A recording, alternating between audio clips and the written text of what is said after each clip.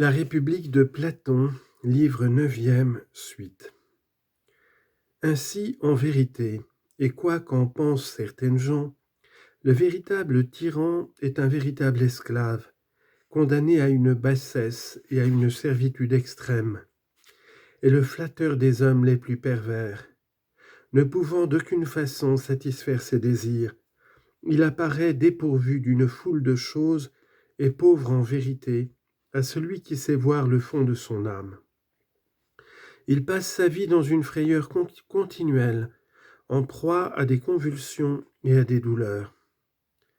S'il est vrai que sa condition ressemble à celle de la cité qu'il gouverne, mais elle y ressemble, n'est-ce pas? Et beaucoup, dit-il. Mais, outre ces mots, ne faut-il pas attribuer encore à cet homme ceux dont nous avons parlé précédemment, à savoir que c'est pour lui une nécessité d'être, et par l'exercice du pouvoir de devenir bien plus qu'auparavant, envieux, perfide, injuste, sans amis, impie, hôte et nourricier de tous les vices, tout ce par quoi il est le plus malheureux des hommes et rend semblable à lui ceux qui l'approchent. Nul homme de bon sens ne te contredira. Or ça donc, repris-je, le moment est venu. Comme l'arbitre de l'épreuve finale prononce son arrêt, déclare toi aussi quel est, à ton avis, le premier sous le rapport du bonheur, quel le second, et range-les par ordre tous les 5, le royal, le timocratique, l'oligarchique, le démocratique, le tyrannique. Le jugement est aisé, répondit-il. C'est dans leur ordre d'entrée en scène, comme les cœurs, que je les range, par rapport à la vertu et au vice, au bonheur et à son contraire. Maintenant, prendrons-nous un héros à gage ou proclamerai-je moi-même que le fils d'Ariston a jugé que le meilleur et le plus juste est aussi le plus heureux, et que c'est l'homme le plus royal et qui se gouverne lui-même en roi, tandis que le plus méchant et le plus injuste est aussi le plus malheureux, et qui se trouve que c'est l'homme qui, étant le plus tyrannique, exerce sur lui-même et sur la cité la tyrannie la plus absolue. Proclame toi-même, dit-il. Ajouterai-je ceci, qu'il n'importe nullement qu'il passe ou ne passe pas pour tel aux yeux des hommes et des dieux. Ajoute-le. Soit. Voilà une première démonstration. Regarde maintenant si cette deuxième te paraît avoir quelque valeur. Laquelle? Si de même que la cité est divisée en 3 corps, l'âme de chaque individu l'est en 3 éléments, notre thèse admet, ce me semble, une autre démonstration. Quelle est-elle? La voici. Puisqu'il y a 3 éléments, il me paraît qu'il y a aussi 3 espèces de plaisirs propres à chacun d'eux, et pareillement 3 ordres de désirs et de commandements. Comment l'entends-tu? Demanda-t-il. Le premier élément, disons-nous, est celui par lequel l'homme connaît, et le second celui par lequel il s'irrite. Quant au troisième, comme il a nombre de formes différentes, nous n'avons pu lui trouver de dénomination unique et appropriée, et nous l'avons désigné par ce qu'il y a de plus important et de prédominant en lui. Nous l'avons appelé concupiscible, à cause de la violence des désirs relatifs au manger, au boire, à l'amour et aux autres plaisirs semblables. Nous l'avons nommé également ami de l'argent, parce que c'est surtout au moyen de l'argent que l'on satisfait ces sortes de désirs. Et nous avons eu raison. Or, si nous ajoutions que son plaisir et son amour se trouvent dans le gain, ne serions-nous pas à même, autant que possible, de nous appuyer dans la discussion sur une notion unique qui le résume, en sorte que, chaque fois que nous parlerions de cet élément de l'âme, nous verrions clairement ce qu'il est? Ainsi, en l'appelant ami du gain et du profit, nous lui donnerions le nom qui lui convient, n'est-ce pas? Il me le semble. Mais quoi?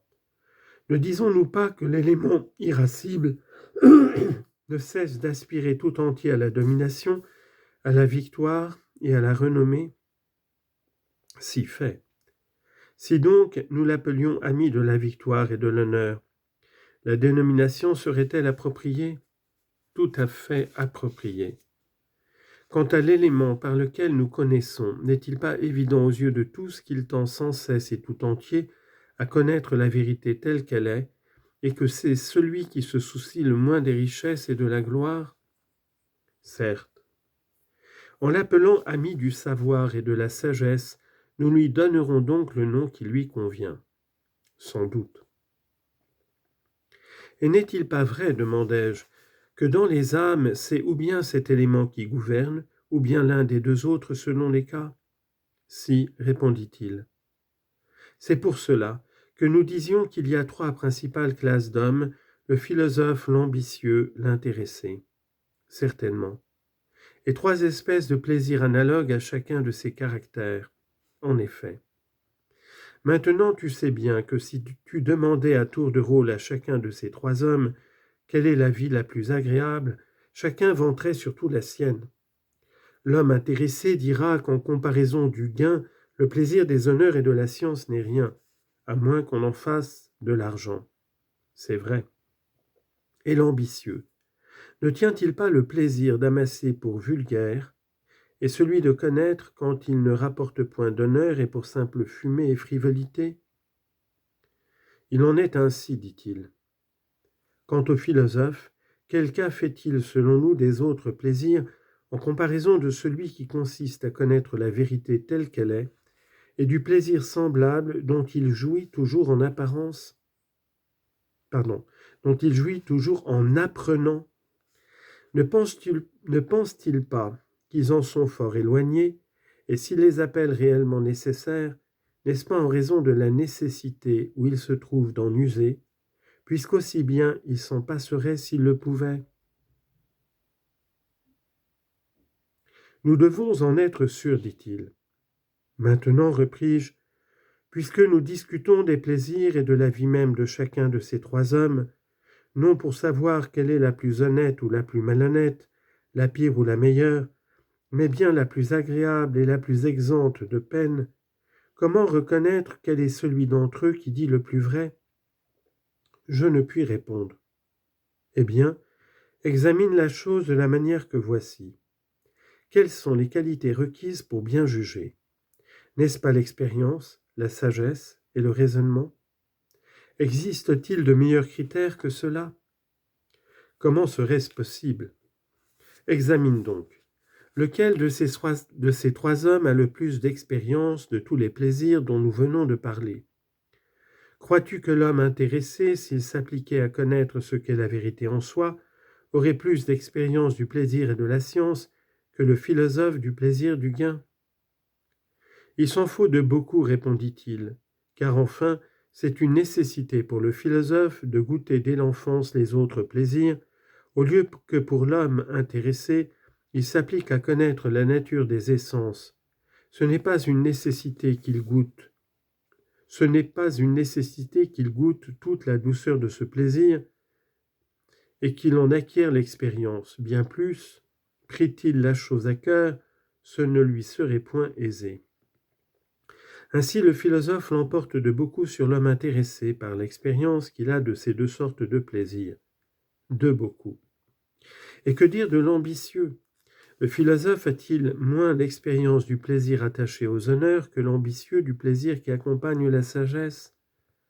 L'honneur, répondit-il, revient à chacun d'eux, s'il atteint le but qu'il se propose. Car le riche, le brave et le sage sont honorés par la multitude, de sorte qu'ils connaissent tous par expérience la nature du plaisir attaché aux honneurs. Mais le plaisir que procure la contemplation de l'être, aucun autre que le philosophe ne le peut goûter. Par conséquent, repris-je, sous le rapport de l'expérience, c'est lui qui juge le mieux des trois, de beaucoup. Et il est le seul chez qui l'expérience s'accompagne de sagesse, assurément. Mais l'instrument qui est nécessaire pour juger n'appartient pas à l'homme intéressé ni à l'ambitieux, mais bien au philosophe. Quel instrument? Nous avons dit qu'il fallait se servir du raisonnement pour juger, n'est-ce pas? Oui. Or, le raisonnement est le principal instrument du philosophe, sans doute.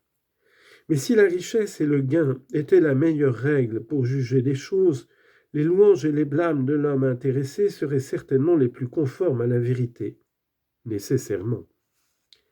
Et si c'étaient les honneurs, la victoire et le courage, il faudrait s'en rapporter aux décisions de l'homme ambitieux et ami de la victoire, évidemment.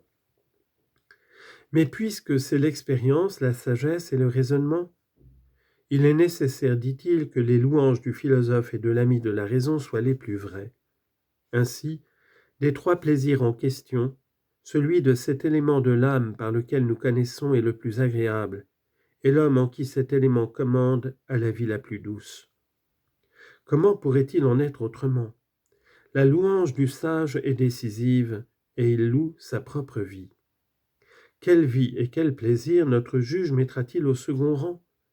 Il est évident que ce sera le plaisir du guerrier et de l'ambitieux, car il se rapproche plus du sien que celui de l'homme intéressé.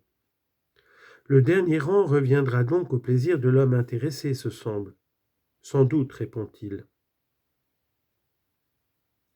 Voilà donc deux démonstrations qui se succèdent, deux victoires que le juste remporte sur l'injuste.